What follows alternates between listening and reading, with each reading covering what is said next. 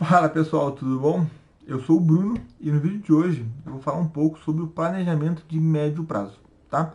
Então a ideia é o que que é? Explicar os conceitos básicos, como nós fazemos, a partir da onde que nós começamos e onde a gente quer chegar, beleza? Então pessoal, estamos numa série de vídeos aí sobre processos dentro da engenharia civil. Para fazer o planejamento de médio prazo, vamos só dar um passo para trás e entender aonde que ele está num escopo mais geral. Então você tem o planejamento de longo prazo, uma linha de balanceamento, que tem, por exemplo, essa cara aqui, ó.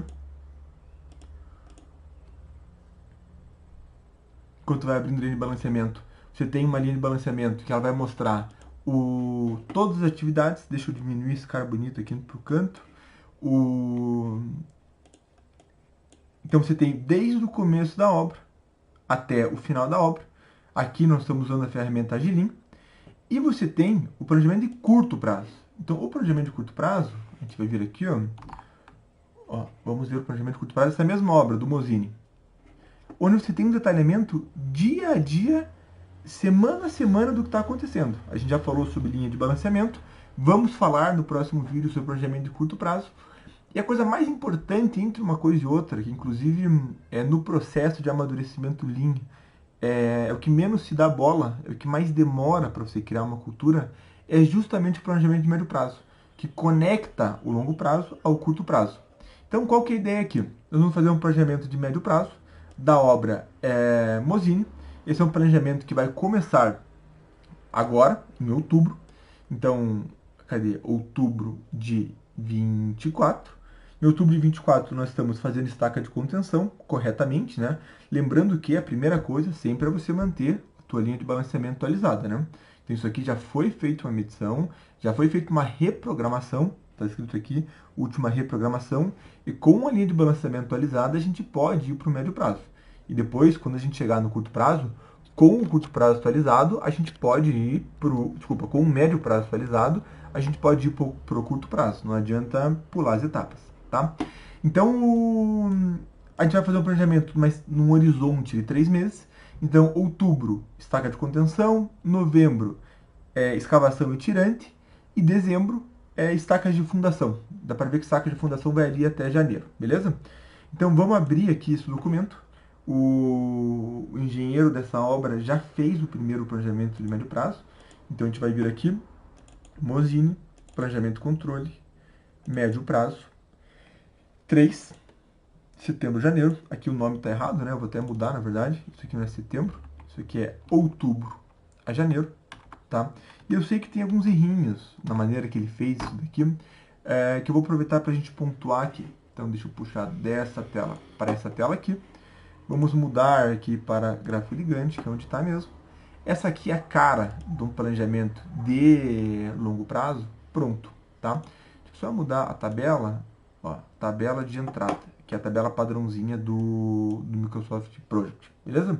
Então, vamos lá. O que a gente tem aqui que está errado? Primeira coisa, ele pegou e ele reciclou o planejamento do mês passado. Então, se você olhar, tem tarefas que já passaram aqui. Inclusive tem um checkzinho, porque ela já foi medida, tá? A ideia não é essa. A ideia é que a gente faça um planejamento no project do zero. Então, caso fosse do zero, a gente já teria aquela lista de atividades. Seria o momento agora de abrir os projetos. Com os projetos abertos, a gente vai detalhar tudo o que tem que ser feito. Sabendo o que tem que ser feito, a gente monta uma EP, começa a fazer os links. Com os links feitos, a gente monta o primeiro escopo de prazo e daí a gente começa a trabalhar com os outros elementos. Beleza? Deixa eu só pausar o vídeo aqui para atender o telefone. Estamos de volta então, pessoal. Então a cara do planejamento tem que ser essa, beleza? Vamos analisar então quais são os elementos que estão sendo estudados aqui. Primeira coisa, você tem o detalhamento das etapas, então contenção, estrutura de concreto, tirante, escavação. Dentro delas, você tem os locais bem mais detalhados, tá? Então, veja, só a gente comparar, né? Aqui está escrito estacas, escavação e tirantes. E antes está escrito estacas de contenção. Aqui a gente tem a contenção por trecho, número de estacas, as equipes que vão executar, quais são as precedências. E isso daqui, ó, é a primeira etapa do planejamento de médio prazo, tá? Só uma coisa, tem um ponto de interrogação ali, porque tem Tem uma atividade que fizeram errado aqui. Fechou, já tirei a atividade dali. Tá. Opa, tem mais alguma atividade?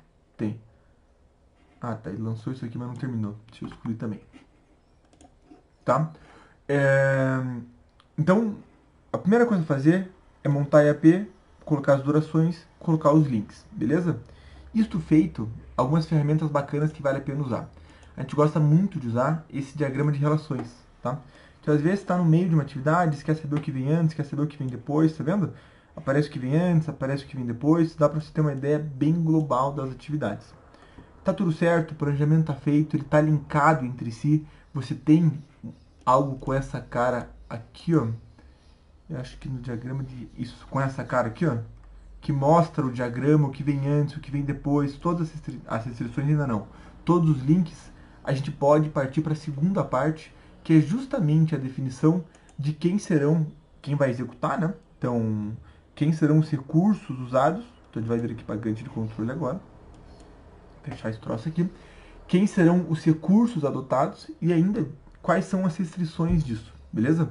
Então, essa parte preenchida, a gente vem e começa a preencher os recursos. Então coloca aqui, se JK contenção, ou quando você tem mais de um empreiteiro, você usa ponto e vírgula para separar entre eles. E qual que é o bacana de recurso? Quando você coloca o recurso na tarefa, o project ele te fala como que está a alocação desse recurso.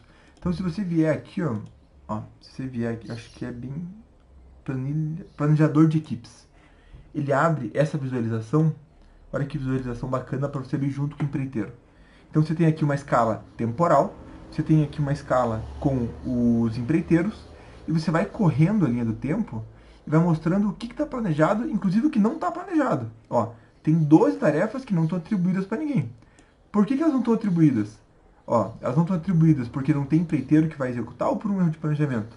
Aqui é erro de planejamento. Essa atividade aqui, por exemplo, é uma atividade que tem quem vai fazer. Quem vai fazer é Empretec. Beleza? Execução de formas, escavação de blocos, mesma coisa, tá? Então, o bacana de tudo aqui é você conseguir parar e analisar que, olha, esse carinha aqui, ó, nessa data, ele tá com 1, 2, 3, 4, 5, 6 atividades acontecendo simultaneamente. Eu vou chamar ele para conversar e falar, veja, Empretec, nessa data eu vou ter que ter 6 frentes tuas. Você tem gente para tudo isso? Pô, eu não tenho. Beleza, então eu vou atrás de outra pessoa, ou eu vou tentar arrumar esse planejamento de tal maneira que eu consiga sequenciar e entender qual que é o meu efeito. Lembrando que eu estou fazendo médio prazo sempre embaixo do guarda-chuva do longo prazo. Então, quando eu abro o longo prazo, eu tenho uma data de início e uma data de término de cada atividade. Conforme eu vou planejando no médio prazo, eu tenho que conferir. Está dentro do que eu planejei? Está fora? Se estiver fora, eu consigo correr atrás disso depois? Eu consigo passar para frente esse atraso? Ou beleza, eu vou assumir esse atraso? É uma opção também, tá? Então, para isso que serve a definição de recursos. E por fim, uma das coisas que eu acho mais legais que a gente faz é justamente o cadastro das restrições. Então você vem aqui, a gente cria uma tabela de anotação, chama de anotação, né? Mas na verdade é uma tabela de texto. Se você vier aqui, ó, selecionar um texto, selecionei termo. Se você vier aqui, ó, selecionar texto, você consegue editar a configuração de campo, editar o nome para aparecer restrições, tá? Como no nosso caso ele já tinha feito isso, acho que se vier aqui ele vai aparecer. Não, pô, porcaria. Deve estar com o texto 0, talvez. Ó. Texto. Não sei onde que está isso aqui. Mas era para estar em texto em algum lugar aqui. Talvez texto 2, não sei. Depois a gente acha tudo aqui. Mas de qualquer maneira, a gente cadastra todas. Se eu voltar aqui, acho que vai aparecer. Ó, desculpa, não é em texto, é em anotações. É mais bacana ainda. Texto é como a gente fazia antes. Tem uma aba, quando você clica na tarefa, então dá 2 cliques em cima da tarefa, tem uma aba chamada anotações. Nela a gente vem e coloca quais são as restrições. Então, ó, se a gente vier aqui, ó, vamos clicar em escavação de estacas. Em anotações, aparece certinho quais são as restrições. E daí o que a gente vai fazer com essas restrições? Já indo para o final desse vídeo aqui. O que a gente vai fazer com essas restrições? A gente vai pegar o nosso Prevision ou o nosso Agilin. Então vamos começar pelo Agilin, tá? Caramba.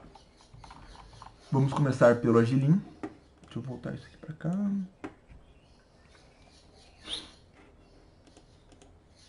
Ó.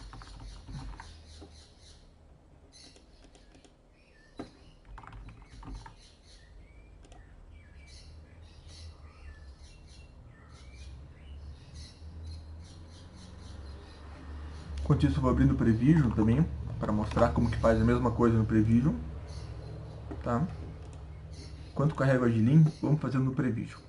Então a gente vai vir aqui no Prevision, restrições. Isso, porra, o Prevision dá de 10 aqui. Ele tem um quadro Kanban com todas as obras e as restrições. Então, a partir do que a gente colocou nas anotações, então, que a restrição é isso, isso, aquilo, a gente vai vir no Prevision, criar a restrição, e a gente vai colocar, o título é compra de aço para estacas. E tem uma coisa importante, como nesse quadro aparecem todas as obras, tem que colocar que obra que é. Que é a dobra Mosinee. No caso, não vai ter Mosinee. Deixa eu mudar até, vou pôr aqui mais Sunset, por exemplo. Mais Sunset. Então, projeto, mais Sunset. Quando que eu vou entregar isso daqui? E daí, tanto no Agilin quanto no Prevision, você tem que linkar isso aqui com uma atividade. Por quê? Conforme eu for atualizando a data de entrega da atividade, por meio do replanejamento da linha de balanceamento, eu vou atualizando a data de entrega da restrição. Então, eu coloco a atividade, então vamos pôr rapidinho aqui. Vai ser a fundação estacas do subsolo. Iniciar a atividade, eu coloco um lead time, né? Esqueci o nome disso, uma latência, 20 dias antes, que no caso é um mês, são dias úteis. Se eu mudar a data da atividade de estacas do subsolo 1, lá no minha linha de balanceamento, ele vai atualizar automaticamente esse quadro Kanban. Então eu consigo ter controle em tempo real de quando cada restrição precisa ser finalizada. Vocês conseguem pôr aqui etiqueta, isso serve para fazer filtros depois, né? Inclusive mais de uma etiqueta. E você consegue definir os responsáveis, que eles são notificados por e-mail, tá? Então isso aqui é bem bacana mesmo, é assim que faz no Prevision, tá? No Agilin, pessoal, consegui acessar aqui o Agilin, você vem aqui em médio prazo, vai abrir essa tela aqui, nova restrição. A restrição vai ser compra de aço para armadura de fundação, estacas, né? Armadura de estacas de fundação. O tipo vai ser material. O setor obra. Daí a gente vai vir aqui em fundação e contenção. Bloco estacas de fundação. Salvar. Opa. Eu coloco uma latência, né? Começar 20 dias antes. Salvar. Ele puxou automaticamente qual que é a data, tá vendo? 17 de dezembro. Fala qual que é o item lá da linha de balanceamento.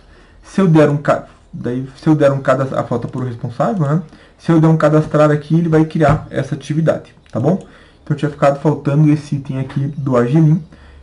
Eu acho que é isso de planejamento de prazo. Tá visto? O próximo vídeo vai ser sobre planejamento de curto prazo. Valeu, pessoal!